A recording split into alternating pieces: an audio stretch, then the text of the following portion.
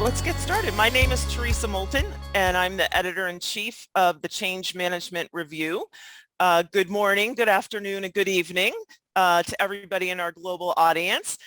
Very excited today to have Dana Houston Jackson of 1898 and Company present to us about metrics. As I mentioned in some of my LinkedIn commentary, Dana is one of our most researched and thorough and practical presenters that we have here at Change Management Review. So I'm very excited. I've been trying to see this webinar for like 6 months, and so I'm very excited about it. Let me share a little bit about Dana with you, and then we'll kick it off and she can go ahead and get started.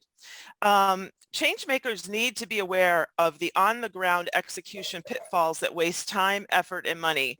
Learn the skills to prevent, much less circumvent change pitfalls. Discover new ways to create, maintain, and solidify changes with diverse teams through uncertainty with insights from Dana Houston Jackson, a boots-on-the-ground change expert on simplifying human complexity on project teams, resulting in faster and higher project success rates.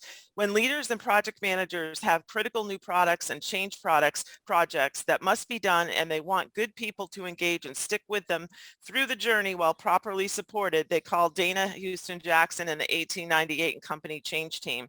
Dana holds multiple degrees and certifications that blend business, behavioral economics, process improvement, positive psychology, sociology, culture, anthropology, and digital technology. So you can see we do have a qualified presenter today. And without further ado, I'd like to turn it over to Dana. Thank you so much, Teresa. You give absolutely the best intros. I'll need you to enable share screen so I can give the visuals here, if you can do that for me. Thank you. I tell you, I have been, I'm always grateful to work with Change Management Review, because you are such a force of nature, of a coach and a leader in our whole industry of change management. Well, so I'm you. always very pleased to just do my part to try to increase that. So thank you again for that. Oh, thank you. Yeah. All right. So folks, Teresa usually calls me, right? Her usual call me is when she needs some boots on the ground, verifiable observational experience, some kind of empirical feedback on what's working and what isn't working. So at Burns & McDonnell, which is my company, I'm in our 1898 consulting division, and 1898 just pays homage to the year Burns & McDonnell was formed. But I get to work with many different industries, so I can usually give us change practitioners and facilitators or advisors like me something useful. And the subject of measuring change, it's a big one, right? This could cover many a webinar for many a days on end. But Teresa, as I mentioned earlier this year in our short podcast, I'm choosing to focus first on the mindset behind metrics before we bother to tackle anything else, because mindset precedes behavioral changes, right? So having and creating metrics, that's nothing new to any of us. But how some of our companies and our folks have gone about doing this, it's really showing a gap in the actual purpose and composition of a metric. So there's a dark side to them, as they can be used both as a rod or a strap on people's backsides, kind of driving this dysfunctional behavior in our teams, instead of really its real use, which is a learning tool and a pivoting point. So again, there is no way I can cover the subject in 50, 60 minutes, but I'm going to move fast. I'm going to need us to talk fast and stay engaged. I'm going you to toss your thoughts and your comments and your questions into the chat box. And Teresa, you can interrupt me when I need to answer a burning question, but we have a Q&A kind of built into a couple parts of this presentation in between the two sections and at the end. And of course, you can always reach out to me on LinkedIn or just call me. I've put my contact information on this slide. My digital door is always open to you. But today my goal is to clarify and give you tips and tricks to handle two aspects of metrics. First, the mindset of metrics, and then how we should be identifying what to measure and wording them. So I don't want to tell you what to think, right? That never works anyway. So instead, what I want to do is show you a few practical theories and how to think about metrics to help you kind of create your own and to coach others into creating their own. So I'll give you some focused booked recommendations like I usually do in my various webinars. Now, because we cannot start this film halfway through it, and expect any kind of continuity or context, let me refresh your memory as to how we got on the subject in the first place. And for those of you that joined Change Management Review, right, webinars and podcasts in 2020 and 2021, we spoke a lot about shifting culture in our organizations. It was happening to us whether we wanted it to happen or not, but we thought we'd get behind it. Culture being most simply defined as how things are done around here right now. That's your culture, right? It's less about what happened, the individual behaviors. It's more about how the workplace functions, the patterns. And these patterns are what hold the key to kind of lasting change that we're all trying to make. And speaking with a lot of different folks from different industries, they're telling me that they feel stuck, like kind of a needle that keeps skipping, fixed in the record grooves. And this was pre-COVID. So I did further research really to get below why these patterns have become so deeply embedded in our people and our organizations without fully being tackled and sorted, despite, I would say, obvious dysfunctional behavior in some cases. Guys, there's some dirty laundry attached to the subject of metrics. Something or someone's has been holding these fixed patterns in place. And this has really brought me to the subject of measures and performance management and measuring people and process and change. But fundamentally, what I found was this: what and how we are measuring is allowing these patterns to form in the first place and then stay stuck in our organizations. So either folks are not having the right data and metrics, or they're incorrectly worded, so they're too ambiguous and can't be measured, or they're incorrectly collected, graphed, and interpreted. And what we're going to do, and what we're doing or not doing, I should say, in the organizations too with those metrics, it's preventing the real long-lasting transformational change that sticks. And that can be pretty exhausting for us, right? As change practitioners, we've all dedicated our lives to helping people and companies successfully move through change. So let me help you, arm you a bit. Measuring anything, period, is like gravity. It pulls our attention and our action towards a center, towards the most important thing that we should focus on and improve. And it's a Peter Drucker famous saying, what gets measured gets managed. I mean, there's a reason for this. That maxim continues to hold true based on observational evidence. So think about your conversations with executives for a minute. Just in the past month, think about those different conversations. How often do measures of something come up, right? What are those Power BI graphs and slides in front of them doing to their focus? Where is their attention going? What do they mainly talk about? I'm guessing you're thinking about a measure of something. I know that's what's happening with me. Now, I'm a Cosmos fan. Perhaps you've heard of this TV science show, right? It's been around for a long time.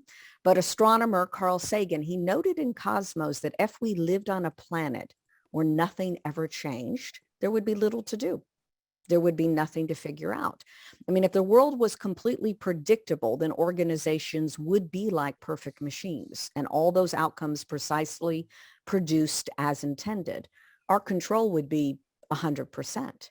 And if you were a project manager, you'd be ecstatic, right?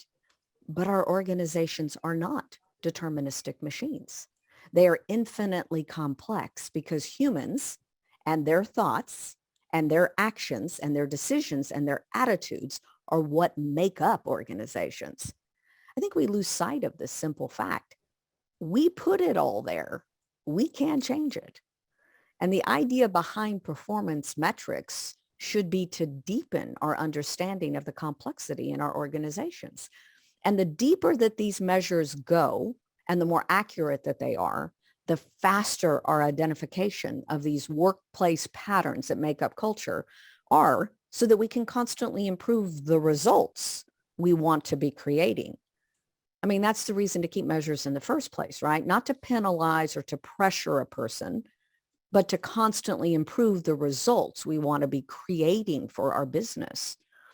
Results being defined here throughout this webinar as what we would want to see after the change has been made. So as normal in my presentations, I'm going to give you a focused read so that you can do your own research. And today I'm actually going to give you 3 book recommendations before we end. This is a big subject. What I recommend to you is usually a distillment of what I believe would give you the biggest bang for your reading time spent on the subject that we're chatting about. Clayton Christensen was a Harvard business professor, economist, and an author of many books, including probably one you've heard of, The Innovator's Dilemma, if nothing else, right? He's published this was his last book he published, this very inspirational book, pulling from many lessons learned and some pretty lucid observations from business, right? It gains insights for all of us. In fact, I just had my son read a chapter from this book from last week to prepare him from college. So this is a good book for parents too. Now, Mr. Christensen said that at a basic level, a strategy is what you want to achieve and how you will get there. These three authors of this book were very, very intentional with the naming of their book.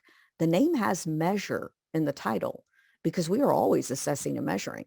We're always doing instinctively gap analysis, but none of us can take all the data that we have gained and all of the experiences that we have and still predict an accurate future. That's not possible because of what we know, all of it, and everything that we have experienced is actually very, very small in the scheme of things. And yet we keep trying to do it over and over again. So his point is that it's time to apply sound theories to our data instead of using the past to make our future decisions. So he gives us very workable theories that we can apply to our work and in our personal lives. And one thing Christensen pointed out in this book is that all businesses are fundamentally made up of three things: resources, people being one of them, processes, which is how we do it, and prioritization. What are we going to focus your resources on? Now, metrics is part of the processes part, but it very much impacts what we and executives prioritize and our resource allocation and management. You know, I recently saw a snippet of a webinar just yesterday from Australian Change Days. I'm really loving these countries that are setting up their country change day. You know, there's a Germany one too here that I'm really interested in. The next one, by the way, on the Australian Change Days in September. And of course, they're virtual, so you can always join. Some of them are in person too. But it's a great way to find out what other practitioners in other countries are experiencing and how they're going about things differently. Now, Dave Snowden talked on correlation, causation, and cherry picking. And this little video snippet, that's on the Australian Change Day site. So it's well worth the 12 or 14 minutes. But in it, he says that you will not get innovation or change if we just rely on previous patterns. Theory drawn, right, from cases in previous periods of stability, they're no longer valid. Those cases that we had pre-COVID are no longer valid, right? So we need theories instead. So that brings us to this area. If folks are measured and thus being focused on a list of initiatives or projects or things to get done, then people confuse success with completion. They confuse box checking with success, and box checking does not equal success, as uncomfortable as that may feel. Part of this mindset of what is behind change saturation and change weariness that all of us are feeling, the list just keeps getting longer and longer, right? But we are focused via those existing metrics on this confusion that success equals completion. If we just get through this list, we're bound to be successful by the end of it. Folks, there's little point in getting stuff done if we're not aiming that effort at the results that we want to achieve. And results being, what would we see in the real world after the changes have been made? The right metrics would be measuring the real world evidence of those real world results that exist or don't exist. Thus, measuring strategy isn't about activity or activity completion. A list of initiatives completed does not automatically mean that the change needed was made.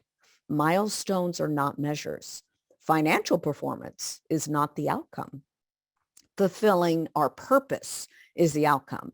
And this may be actually far easier to do and achieve with less friction and effort, and therefore less saturation, and with more creative solutions if we're focused and focus folks on the results. And seeing those results in the real world that you're after in the first place, right, is the real outcome we're after with metrics. So following Edward Demings, you guys have all heard of Edward Demings, right? He's a touted father of quality in his material. 85% of the reasons for failures are deficiencies in systems and processes rather than people. It's the role of management to change the processes rather than to badger people to do better. So what's creating some sand in our gears on change and transformational work right now? It's not necessarily the people that you're asking to change, but it's the process of how we measure and reward the people that we are asking to make changes.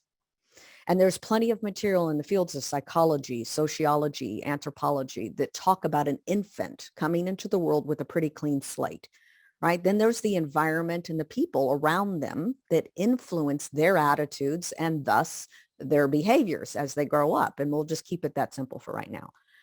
There is some similarity here to a new hire coming into your organization. You and they have to work and operate within the constraints of the business process and structure that exist. So let me repeat that.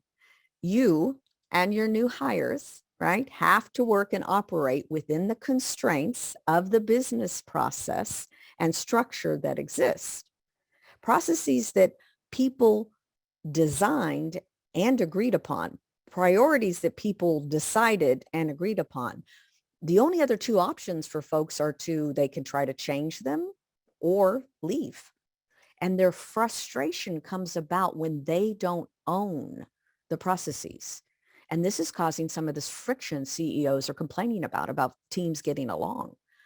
I mean, one thing these 2 years have given all of us is a lower tolerance for BS as that kind of thin social veneer has been pulled back. Not all organizations give the permission, the time, the resources, and priority to work on the business. Most of them just want you to work in the business, right? That's short-sighted. A really high functioning culture, they give permission, time, resources, priority, and even incentives to work on the business because they know just a little time and effort invested now, it not only makes people fully own the success of their business, but it pays the business back over and over again. So thus, if we really want to move our teams to a high functioning culture, then we have to start with giving them permission, time, resources, priority, and even incentives to work on the business, which means we have to measure them differently. And sometimes all it takes to change is to show a supervisor, a manager, how others have succeeded in doing this different approach and to kind of let them talk through it and try something new. They might have only ever seen one way of managing performance. I mean, they may have spent their whole career of being treated the same way. So that's how they've learned it. And that's not an uncommon thing in some of these slower changing industries like utilities. I've been working with a lot of utilities lately. This is not an uncommon thing. Perhaps some alternative may get them curious about giving something different a try. Now, Samuel Colbert, a professor of management and organization at Anderson School of Management out of UCLA, he pretty bluntly describes the dysfunction of our performance review system. I mean, he's basically saying they seem to be doing the opposite of the intended purpose, right? They are focusing too much on individual performance, meaning losing sight of what really drives the company performance.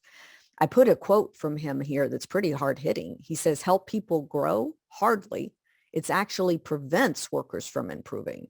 It's a dehumanizing process that leaves workers demoralized, unwilling, and unable to address weaknesses. It makes them hate coming to work, let alone inspires them to turn themselves into better employees. So a manager needs a new definition for holding people accountable. They should be accountable for using measures to continually improve business results. They are not accountable for hitting targets if those measures and systems are not in their control. That's not fair. I mean, this would encourage people to keep their attention on company performance instead of just ticking boxes. So let's step back though for 1 second here to get to the bottom of why are we here now? How did we land in this state, right, of metrics in our organizations? We first have to kind of examine and reevaluate the mindset behind metrics before we can change anyone's actions around metrics, right? That goes before any behavior change, mindset first. So we know that mindset as a word is defined as a collection of people's attitudes about something, meaning their thoughts, their emotions, their experiences, that all shapes their attitude. But our attitude can often be the thing that gets in the way of our actions and shape our changes. I mean, our bias flags fly via our attitudes, right? So let's start with our own mindset, each one of our mindsets when we are being measured by someone else. Now, my son turned 17 last year, and thus the real expensive car insurance really clicked in. And our insurance agent told us about a driving application for our phone, right, that would help kind of gamify our driving and tell us when we were being a distracted driver or not. And we could save 15% off of our monthly bill. And that was no longer a small chunk of change. Now, can anyone guess, feel free to come off the mic, can anyone guess what my first reaction and question was when I heard this? Call it out, text it. I know you're thinking it. What do you think my first reaction was?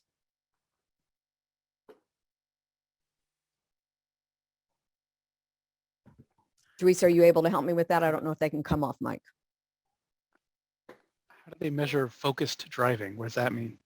Okay, what does it mean to measure focused driving? Sure. Anybody else?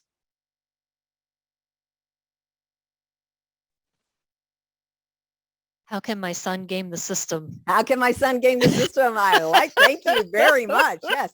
As a mother, my first action is, will this data be used to punish any of us if there's an accident, or even if just my driving habits or our driving habits aren't up to par, right? And as I was studying measures at the time, I realized I had to start with my own mindset, right? Instead of thinking this whole thing like a metric to punish, I really needed to look at this like an opportunity for real life coaching for each of us in the family. And sure enough, we grew conscious of our habits that were distracting us as drivers.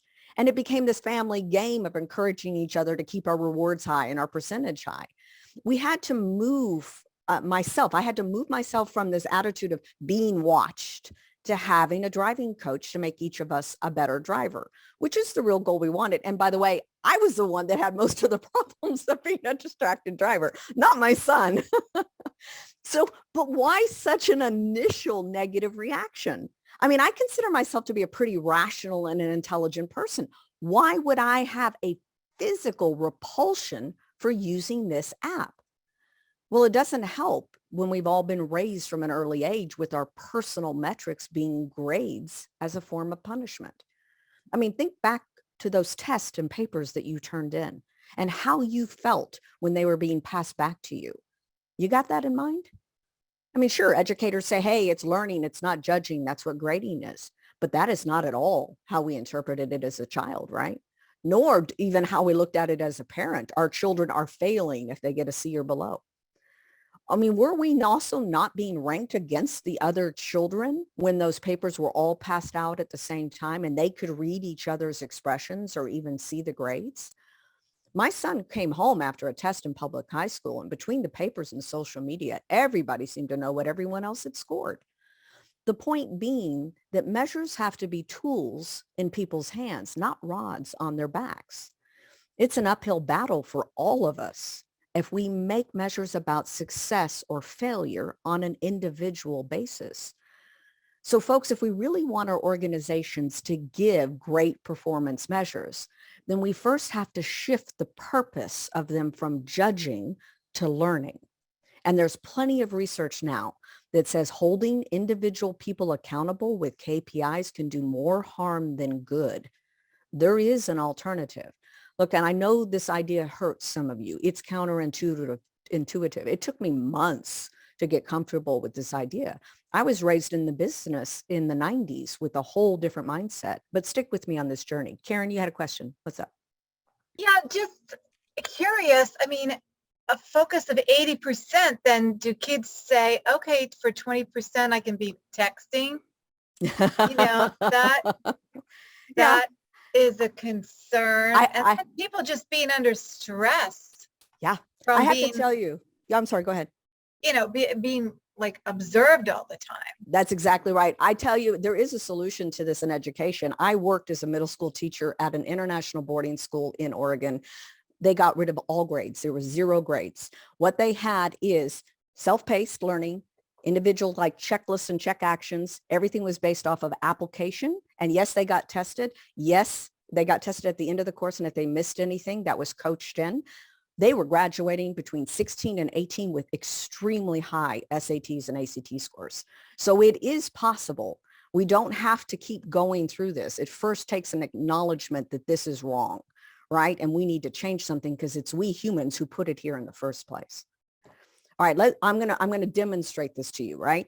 There's one key body of research that makes it clear that performance measures that focus on managing people's performance instead of process and process improvements actually makes organizational performance worse when it's not about the final team results, right? When it's just about the individual results, and it shouldn't be.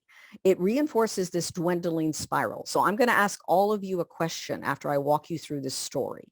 And the question I'm going to ask you is this: does this pattern seem healthy to you?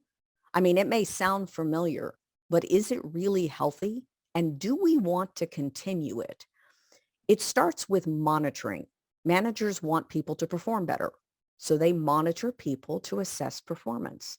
I mean, aren't we doing that more and more in our teams that are fully virtual now? Monitoring typically leads to judgment. When people know that they're being monitored, they feel judged. Who here likes to feel judged? Judgment then leads to threats. And we take judgments personally, right? We now feel threatened. Threatened and threats leads to defensiveness. Threatened people get defensive in an attempt to protect themselves. A common way to protect yourself is to hide performance problems so the measures look good, or manipulate the measures so the results look good, or set targets for measures that they know they can achieve, just a little bit above last year's. I had an executive who would do that every year. Well, defensiveness makes performance worse.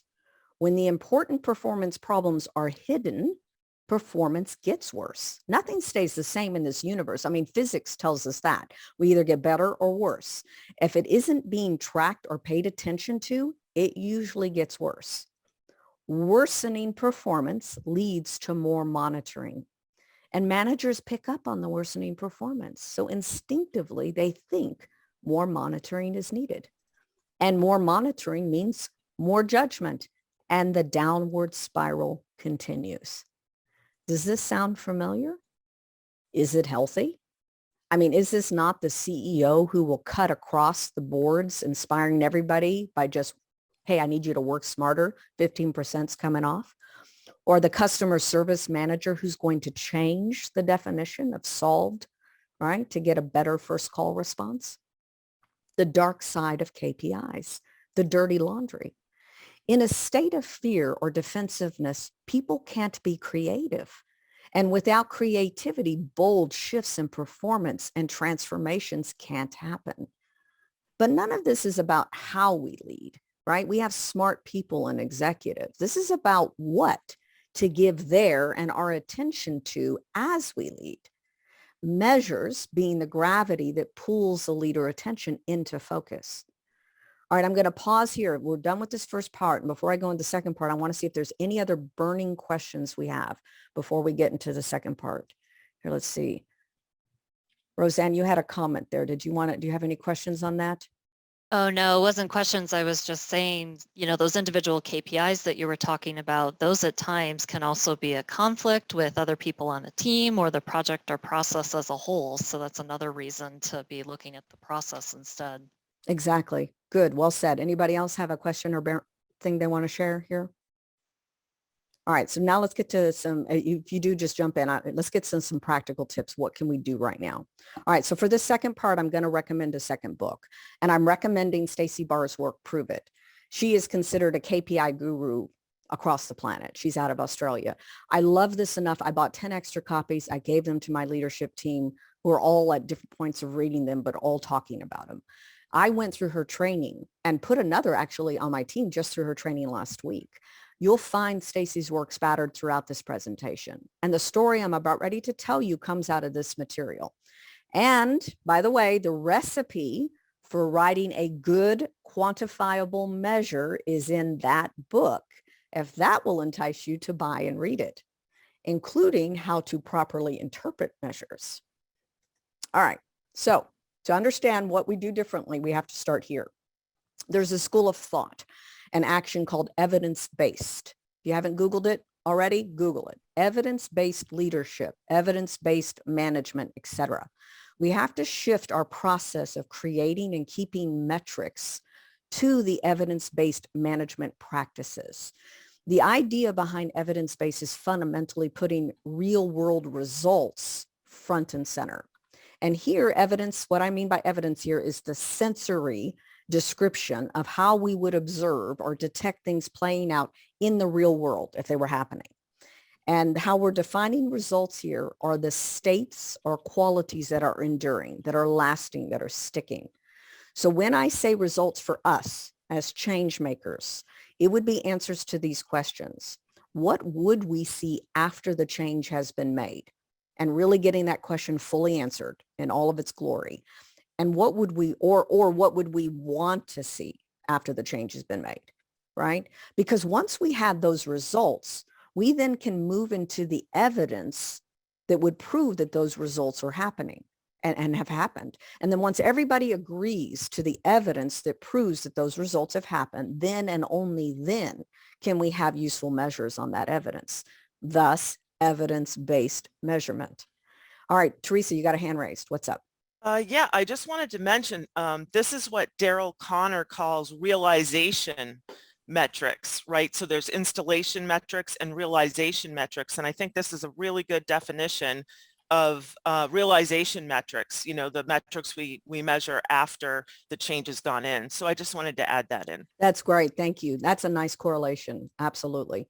It's not a new thing. It's just becoming more and more popular, right? Because we're all suffering to some degree without this. All right. So here's a story to illustrate evidence-based metrics at a strategic level. And this also kind of guides and gives you some visualization of how to word and shape your metrics. And again, I've pulled this out of Stacy's work.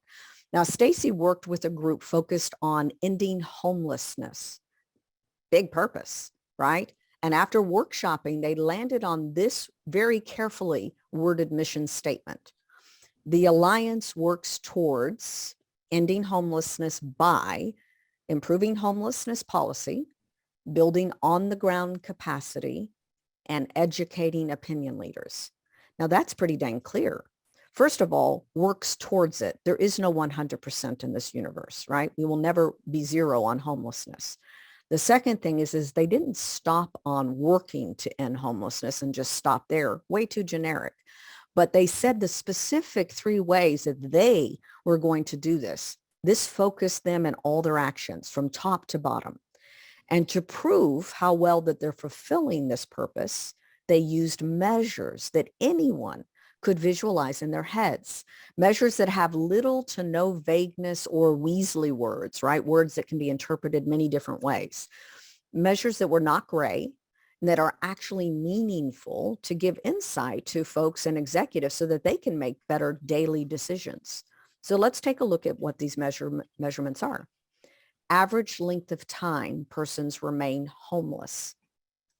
The medium length of time persons remain homeless. And compare these metrics to that whole purpose and mission purpose, right, that's listed above.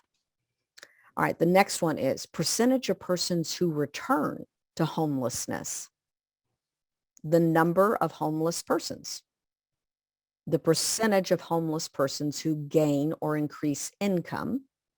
And the number of persons who become homeless in the first place and for the first time. All right, so using measures like this made it very easy to prove the impacts that their change program had. I mean, they raised more money for their mission with using these metrics than ever before. Just one change program actually raised the average income of people from $910 per month to more than $2,000 per month within 18 months. So just imagine if our work could be so clear and focused with various initiatives and purposes and their measures. And I argue that it actually is possible to do. So if you forget everything else about our talk today, I want you to remember this. And Teresa, we've got people in the waiting room if you can help with that. I'm not sure if you have control of that. It's not really measurable until we can agree on what we would observe in the real world if it were already happening. And it's those real world results that are the whole reason that we're making the change in the first place. That's the evidence that we measure. Those are the metrics that actually will get us there. So as I said earlier, people should be accountable for using measures to continually improve business results. They are not accountable for hitting the targets of those measures in systems that are not in their control. That's not fair. So to strip off some of the false information that's been floating around, benefits and results are not the same word. So don't think of it that someone has, let's say they have a typical scorecard, a corporate scorecard, right? And it's got some 1 or 2 word benefits on it, and then you're done. That's not it. All results are benefits, but not all benefits are results. So you MBAs out there don't have a conniption here, right? Let's just say that we're going to measure number of people trained, right? That's a valid measure for the person, like a project coordinator, right? Somebody who's responsible for getting people to the training. But that is not a valid measure for a trainer who's responsible for actually making sure that the people understand and have competency to use the system in a new way. So we also need to maybe measure test scores if there is a test, and the practice work done before that proves that people can perform competently, work in a new way. But all of these metrics are before go live for a new software implementation, right? It doesn't end there from that trainer. What about those strategic metrics that prove that folks are acting in a new way after go live? And that the business value that we hypothesized would be achieved. I mean, all change is on a hypothesis in the first place. We think if we make these changes, we will get these results. So I now ask you, with everything we talked about, is it possible that if you gave the whole training team those final metrics and then told the team that what they're being held responsible for in the end, right, or what we're going for, those final metrics, that the trainers themselves might come up with new, innovative, creative ways to train and coach to really ensure that folks were performing in the new way, as opposed to just putting people in and out of a set rote training and saying, well, they can show up or not, I've done my job. I mean, might this not open the door to some innovation for scheduling, delivering, and performing training in a new way? And might this not lead to some innovation in software implementation or even design? But if my measure was number of people trained, and I've defined trained as they've gone through my 1-day training course, and you're all paying me for the metric worded this way, where do you think my mindset and creative solutioning and actioning is actually going? So there are errors in our measurement process. And these errors being that often the metrics being used by folks are the ones chosen not because they measure real world results, but because they are easy. The data is readily available. They're traditional. It's what we're used to measuring, right? We haven't rethunk it. They're obvious. The widgets that we made or the resources that we have, those things are obvious and they're popular. Everyone in our industry seems to be measuring it. So if we say number of people trained or number of coaching sessions delivered or number of change activities completed are the metrics of change managers, then what happens if those metrics are all trending upwards and yet the project and its people did not create the value and benefits it was chartered to do? You see the error here in our process. And of course, there's a fifth error that trips us all up in metrics. And it's something that I've observed both in myself and with others. Though most of us like to see ourselves as having the best interest of others in mind, the truth is our ego is a powerful force. It's committed to our self-interest and our self-preservation. And executives that are paid and bonused that are tied to those quarterly or annually through metrics, and their bonuses are tied to that, they have a vested interest in the easy traditional metrics. We may have to consider divorcing compensation from individual metrics and aligning it to the real world results instead. I mean, as we rise up the ranks of leadership, our ego can naturally become inflated. And when it does, this really puts us at a higher risk of poor decisions and missteps, right? I mean, an inflated ego narrows our vision. It makes us look for information that confirms what we want to believe. And we lose perspective. And we end up in a leadership bubble, right? Where we only see or hear really what we want to see and hear rather than the full picture.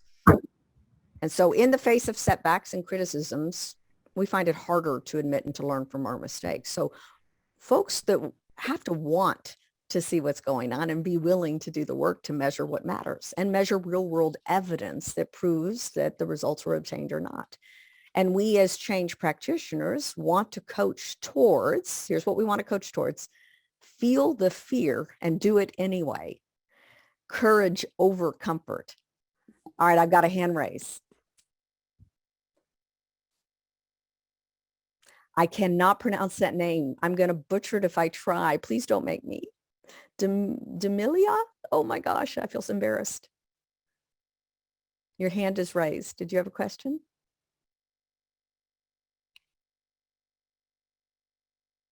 All right, well, we'll keep going. That might be an accident then. So we were talking about changing metrics requiring courage, right? So courage over comfort. That's got to be our new metric mantra to encourage our executives and managers, because it's going to take courage to move away from the traditional, the easy, the popular, the ego. And as human beings, we're hardwired to embrace certainty and safety and to avoid danger and discomfort. In fact, sometimes we'll nearly do anything we can to convince ourselves that staying in our comfort zone is the best thing to do. The metrics we know has comfort in it.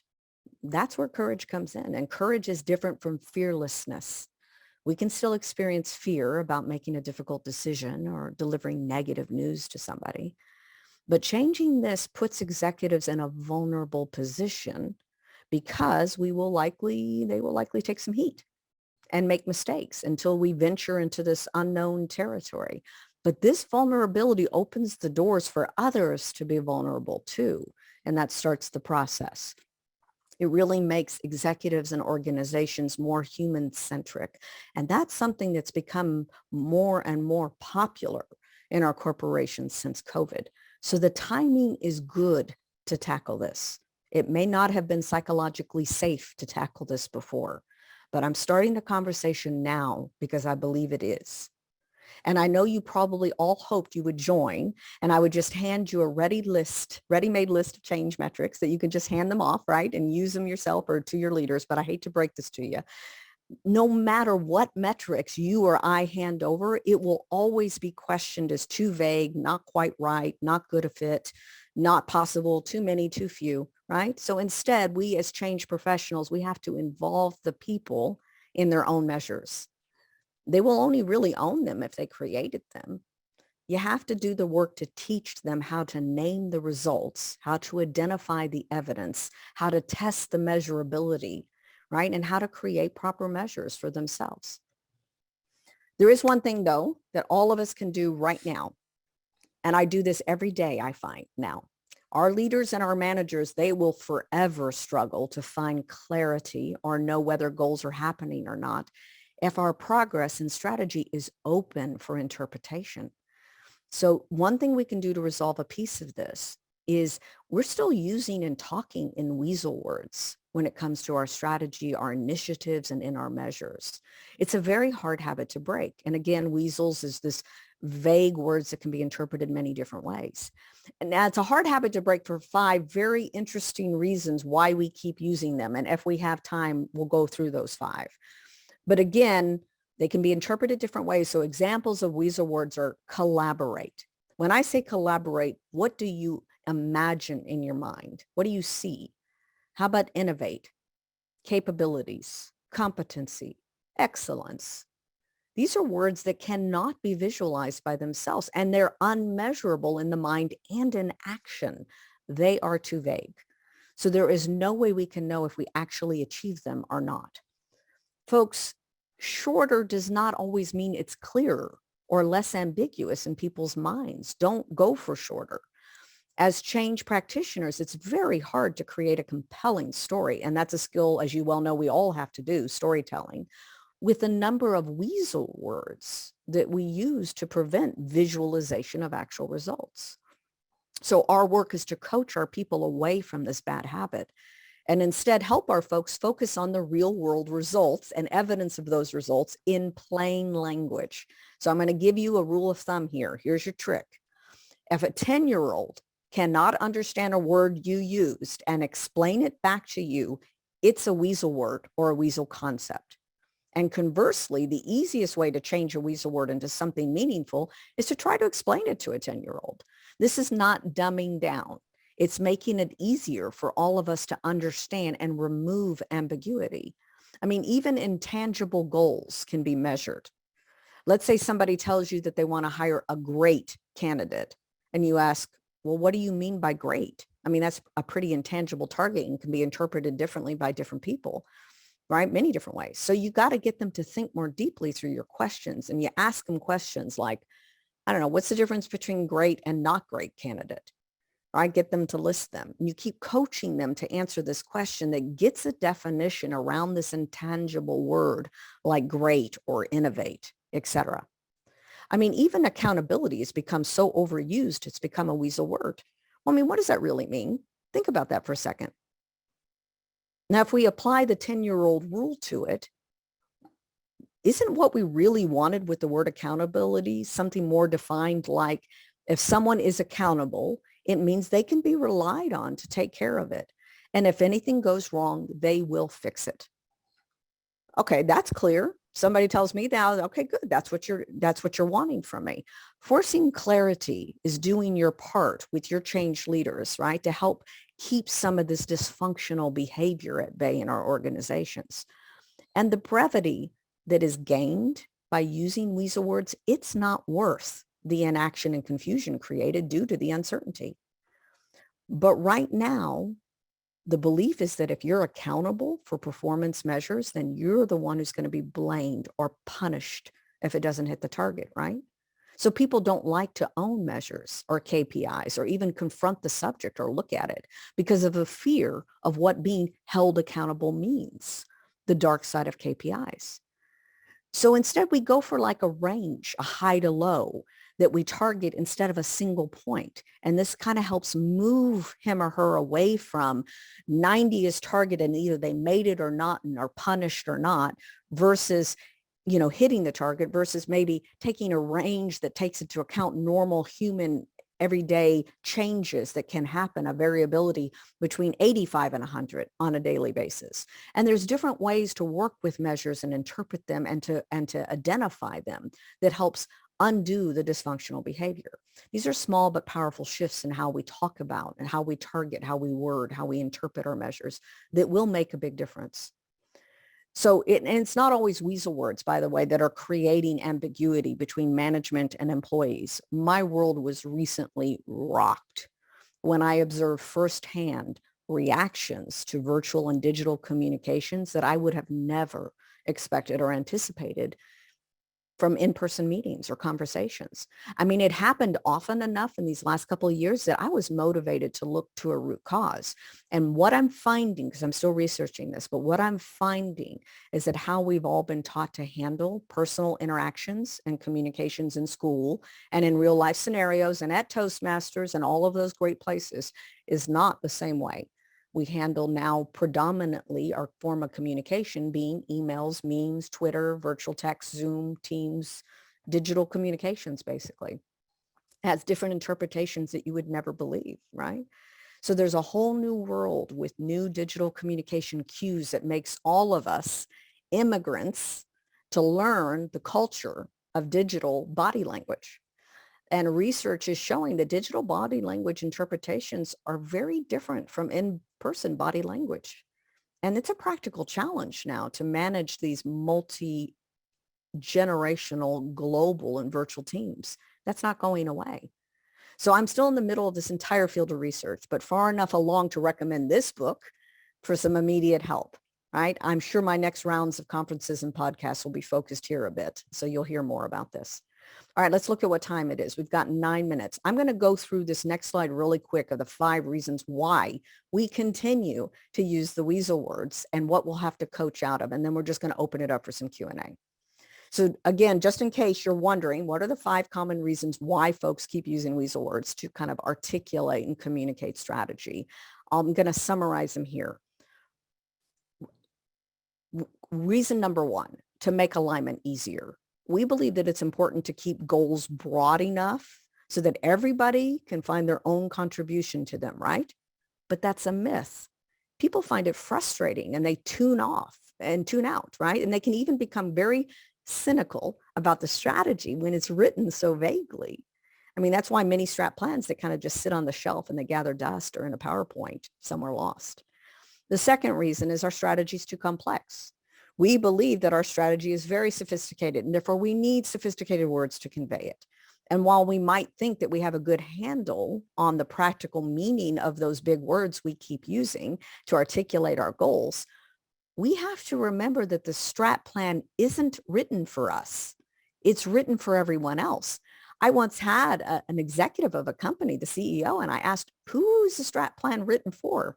I got 3 different answers before I never even got the people on the ground, right?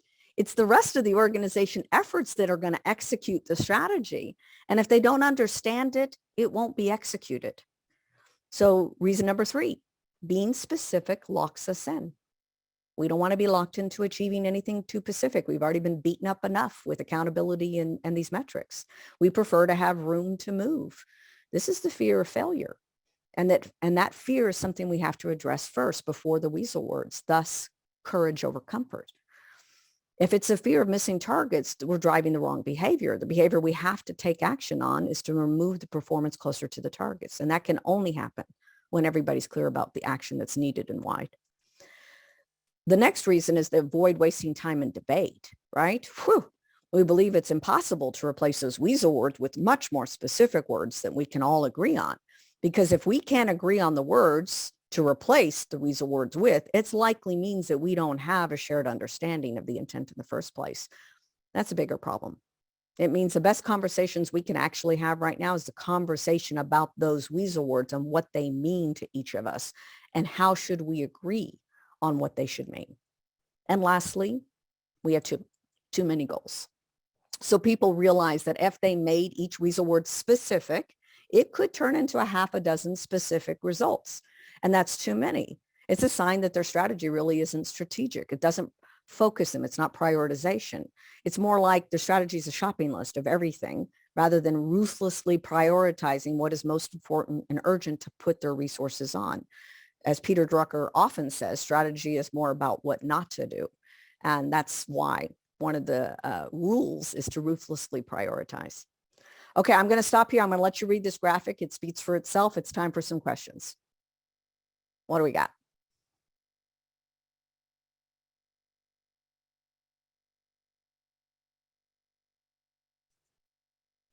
Hysterical. I love everybody on the iPhone laughing.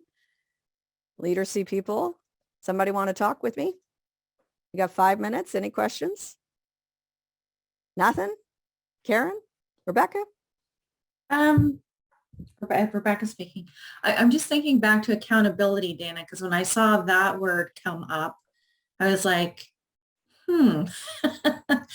because to me, I'm just sort of thinking back to your processes and systems comment, right? So if it gives you the power to go back and change those things, I don't think accountability is necessarily, a bad word, but it's in the framing of it, I guess, ultimately. Yeah. It's how we're presenting these things, but it is a bit of a mind bender. Yeah. And how it's been interpreted. More importantly, right. The person who's hearing you're accountable, what is that reaction that's being created?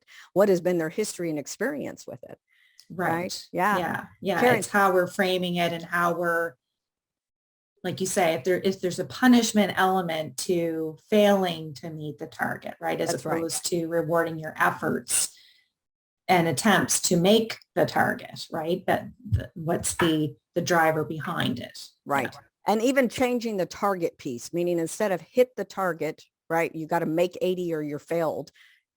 Changing a few things about what we do with those metrics and making it a range will really help drive it away from, oh, I got a little bit of variability here because, car broke down and somebody didn't show up for work and all those human things that happen. Right? Yeah. So it's yeah, just a little agreed. bits of it. But again, I highly recommend, if you haven't already read Stacey Barr's Prove It, she gives some really good suggestions on how to overcome this. Yeah, Karen, she's great. Karen, your hand is up. Yes, it is. So at the beginning, you mentioned Power BI, and I wanted to discuss what exactly should organizational change managers have as skills. Projects that I have been in, in the past, they had systems analysts and business analysts that did the process. And now, I'm getting a request to be able to, have Power BI skills, which I don't have.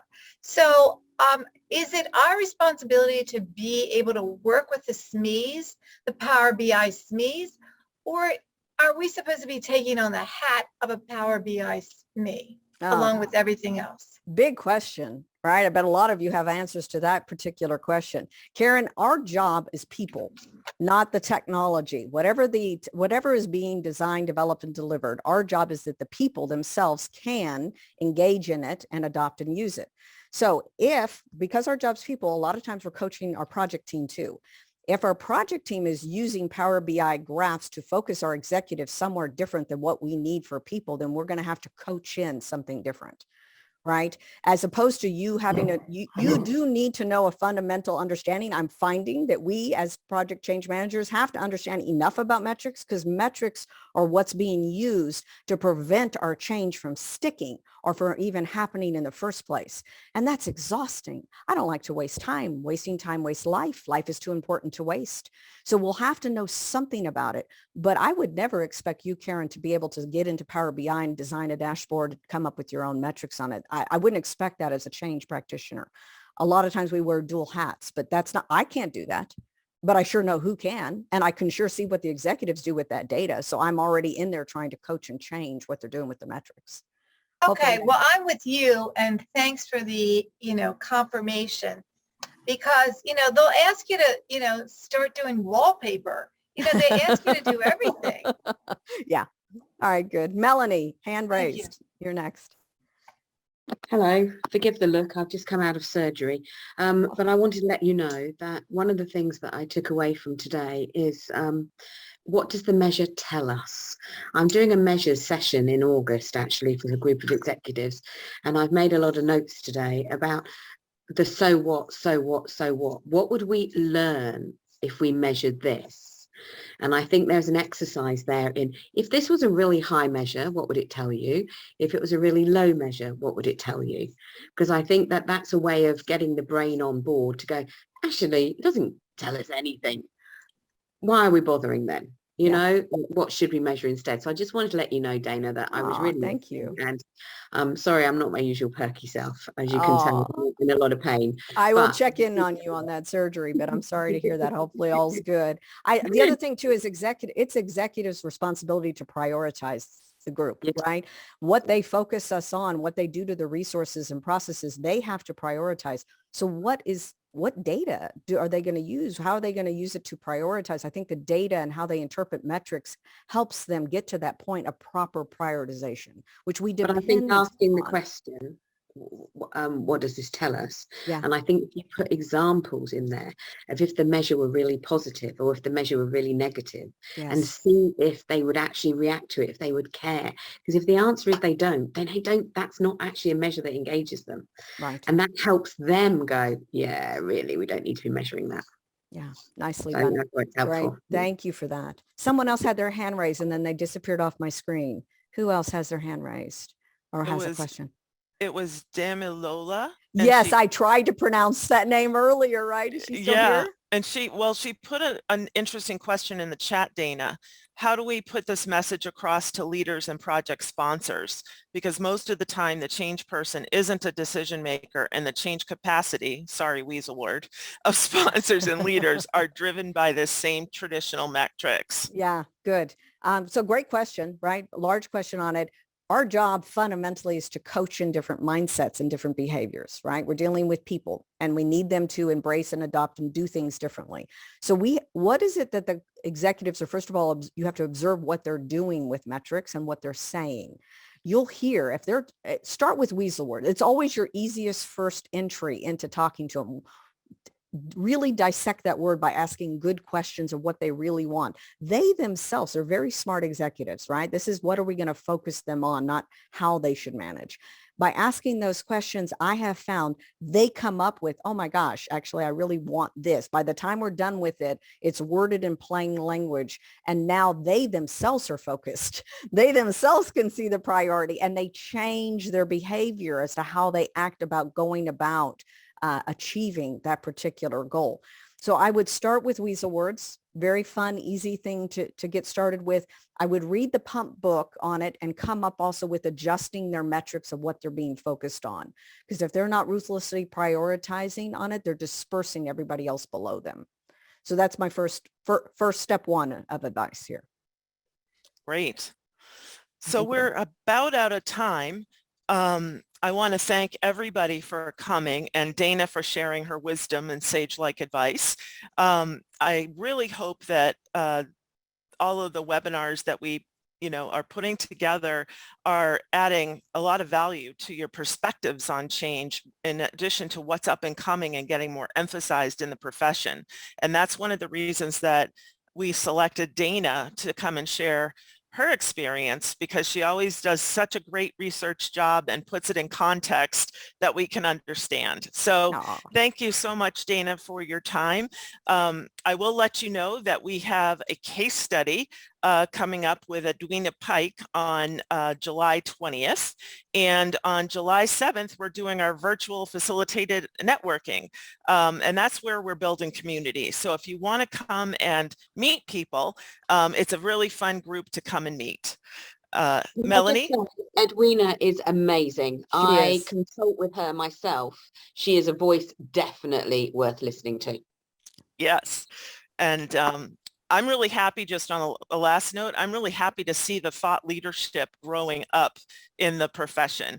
When I started Change Management Review about 7 years ago, the traditional thought leaders were out there: Daryl Connor, Linda Ackerman Anderson, Dean Ackerman Anderson, who are fabulous and add a lot of value. However, it's really, really interesting to see these new thought leaders emerge. And, Dana's definitely one of them. And we're really happy to have had her. So thank you for a great participation, and hopefully we'll see you as soon as we get together again. Don't forget to contact Dana on LinkedIn and look up her company 1898 & Co, because it's a really up and coming business that I think is going to teach us a lot about change management. Okay, take care, everybody.